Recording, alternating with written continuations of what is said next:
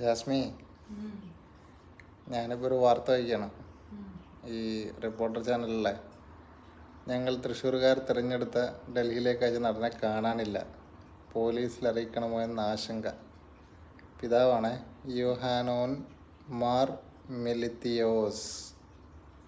ഇതിൽ എന്താണ് പറയാനുള്ളതെന്ന് അറിയത്? മറ്റേ ഛത്തീസ്ഗഡിലെ കന്യാസ്ത്രീകൾ ആക്രമിക്കപ്പെട്ടതായിട്ട് ബന്ധപ്പെട്ടുള്ള ന്യൂസാണ്.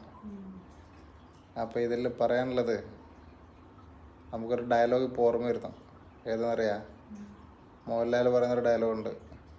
മറ്റേ ദാസ അവരെ വിജയനാണോ വിജയ ഇവറ്റകളുടെ കരച്ചിൽ കാത്ത് എന്തൊരു സംഗീതാത്മകമായ സുഖം എങ്ങനെ പറയുന്ന ഡയലോഗുണ്ട്. അപ്പോൾ അതുപോലെ പറയാതിരിക്കണമെങ്കിൽ, അങ്ങനെ ആൾക്കാർ ട്രോളാതിരിക്കണമെങ്കിൽ ഇനിയെങ്കിലും വോട്ട് കുത്തുന്ന സമയത്ത് ആലോചിച്ചിട്ട് കുത്തുക.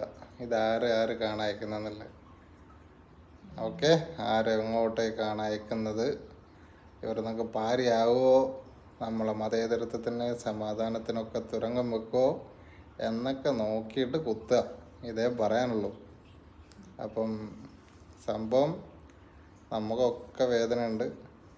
ശരിക്കും ഈ ശിരോവസ്ത്രവും സഭാവസ്ത്രവും ഒക്കെ കാണുമ്പോൾ നോർത്ത് ഇന്ത്യയിലൊക്കെ നടക്കുന്ന സംഭവങ്ങളൊക്കെ ആയിട്ട് ബന്ധപ്പെട്ട്, പ്രത്യേകിച്ച്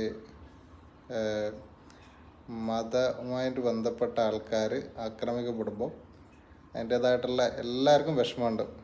മതേതരത്വത്തിന് തരംഗം വെക്കുന്ന, കടക്കൽ കത്തി വെക്കുന്ന, ജനാധിപത്യത്തിൻ്റെ കടക്കൽ കത്തി വെക്കുന്ന ഇത്തരം നടപടികൾ. അപ്പം എല്ലാവരും ഇനി